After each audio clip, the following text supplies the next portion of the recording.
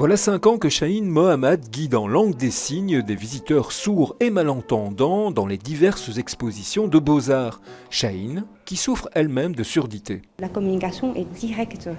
Et c'est aussi pour eux vraiment un apport. Ils se sentent vraiment bien.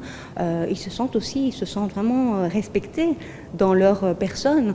Donc directement, la communication, les questions qu'ils me posent, c'est vraiment un échange.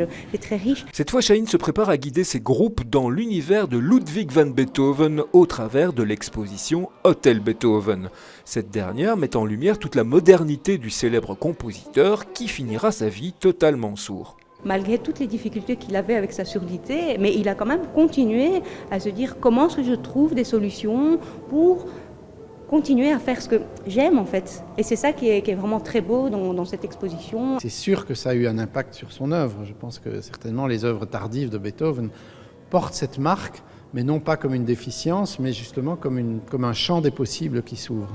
250 ans après la naissance de Beethoven, on découvre chambre après chambre des partitions, des pianofortes d'époque, des cornets acoustiques ou encore des œuvres modernes inspirées par le musicien, comme un portrait signé Andy Warhol. Ça, c'était vraiment quelque chose de très symbolique qu'il faut montrer. Qu'est-ce que les personnes sourdes aujourd'hui vraiment apportent à la société? Et qu'est-ce que Beethoven, avec son art, a apporté aujourd'hui?